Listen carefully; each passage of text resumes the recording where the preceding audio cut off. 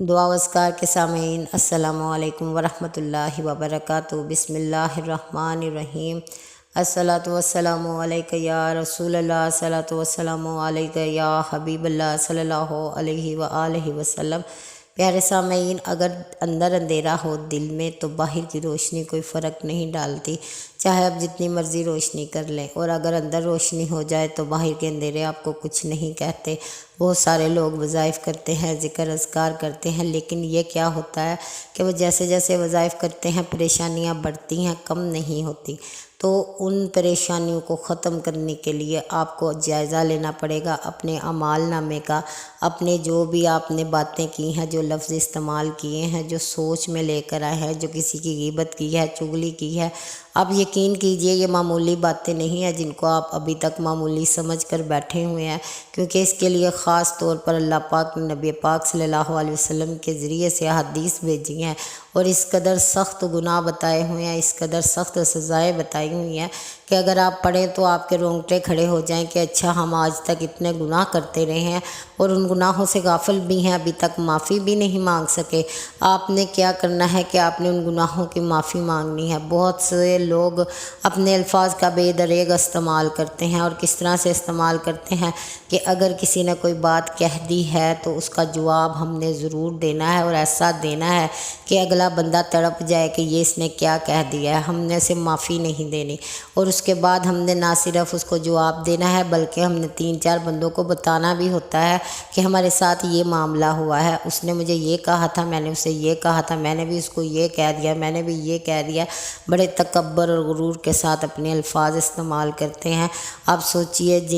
جس زبان میں عاجزی نہ ہو، جس زبان میں تکبر ہو، وہ جب دعا مانگے گی، جب خیر مانگے گی تو وہ کس طرح سے قبول ہوگی؟ پہلے اپنا یہ معاملہ دیکھیے، اگر کسی کے لیے کچھ غلط سوچ دیا، کچھ غلط بول دیا، کچھ غلط کر دیا تو اس کے لیے پہلے اللہ سے معافی مانگیے، پھر اس کے بعد وظائف کیجیے، انشاءاللہ پہلے ہی بار میں وظیفہ قبول ہوگا۔ آپ یقین کیجئے کہ ہر وظیفہ پہلی ہی بار قبول ہو جاتا ہے۔ اسی وقت جب بندہ اللہ کی طرف رجوع کرتا ہے، مالک نے کہہ دیا ہے کہ جب تم میری طرف رجوع کرتے ہو میں تمہاری طرف رجوع کرتا ہوں، تو نعوذ باللہ اللہ جھوٹ تو نہیں بولتا کہ جب اس نے کہا ہے کہ رجوع کرتے ہی میں رجوع کر لیتا ہوں، جو مجھے یاد کرتے ہیں میں انہیں یاد کرتا ہوں۔ تو وہ کہتے اللہ پاک فرماتے ہیں کہ تم زمین میں اپنی محفل بناتے ہو انسانوں کی، اس میں مجھے یاد کرتے ہو، میں فرشتوں کی محفل بنا کر تمہیں یاد کرتا ہوں۔ اور اس قدر فضیلت بتائی ہوئی ہے، اس قدر جب آپ پڑھیں اور پھر قبولیت نہ ملے تو یہ اسی لیے ہے کہ کچھ نہ کچھ غلط آپ کی زندگی میں یا آپ نے خود کر لیا ہے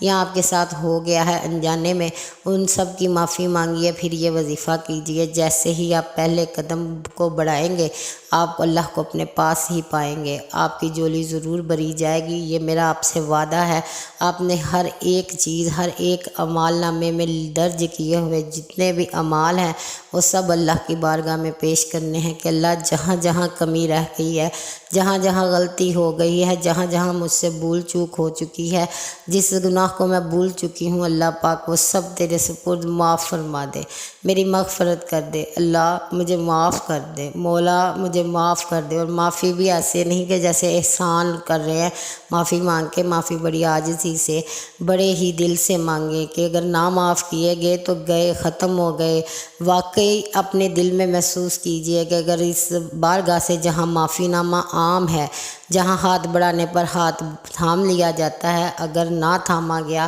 تو پھر کدھر کو جائیں گے؟ اب بڑی تڑپ کے ساتھ آپ نے اللہ سے معافی مانگنی ہے، پھر یہ وظیفہ کرنا ہے۔ دنیا کی کوئی نعمت، خیر، رحمت، عزت ایسی نہیں ہے جو اس وظیفے کے ذریعے سے آپ کو نہ ملے۔ ہر وظیفہ آپ کا پہلی ہی بار ہی قبول ہو جائے گا، آپ کو دوبارہ بار بار پڑھنے کی ضرورت نہیں پڑے گی، بلکہ آپ ہر روز ایک نیا وظیفہ کریں گے، نئے جذبے کے ساتھ، نئی خوشی کے ساتھ، اللہ کی رحمتوں کے لیے، اس کی خیر کے لیے انشاءاللہ۔ تو آپ نے جب معافی مانگ لی ہے، آپ نے نیت کرنی ہے، اور نیت میں اللہ کی رضا، اس کی خوشنودی، اس کی رحمت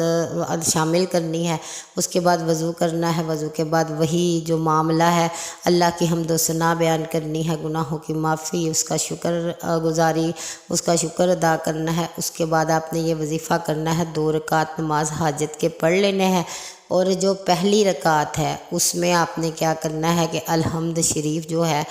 سورۃ فاتحہ، اسے آپ نے 41 بار پڑھنا ہے۔ پھر جب دوسری رکعت آئے گی تو اس میں 41 بار سورۃ اخلاص پڑھنی ہے، اور آپ نے جب سلام کہنا ہے، اتحیات میں بیٹھنا ہے، تو 41 بار سورۃ کوثر پڑھنی ہے، اور اسلام کہہ کے تو آپ نے ایک تسبیح ایک آیت کی کرنی ہے، اور وہ کیا ہے، ان شانیک ھو الابتر، ٹھیک ہے، ان شانیک ھو الابتر، کہ بے شک آپ کا دشمن بے نام و نشان رہے گا۔ تو دشمن کیا ہے؟ آپ کی تنگ دستی ہے، دشمن آپ کا کوئی بھی عمل ہے، دشمن آپ کا کوئی بھی لفظ ہے، آپ خود ہی اپنے دشمن ہیں، باہر سے آپ کا کوئی دشمن نہیں۔ جب تک آپ اللہ سے دوستی نہیں کریں گے، اس سے راستہ نہیں بنائیں گے، واسطہ نہیں بنائیں گے، آپ کا کوئی بھی کچھ بھی کہہ سکتا ہے، کچھ بھی کر سکتا ہے، لیکن جیسے ہی آپ اللہ کی حفاظت میں آ جاتے ہیں، اس سے دوستی کر لیتے ہیں، معافی مانگ لیتے ہیں، اس سے راستہ بنا لیتے ہیں، تو پھر کوئی آپ کا بال بھی بیکا نہیں کر سکتا۔ یقین کیجئے، کوئی بھی آپ کو کچھ نہیں کہہ سکتا،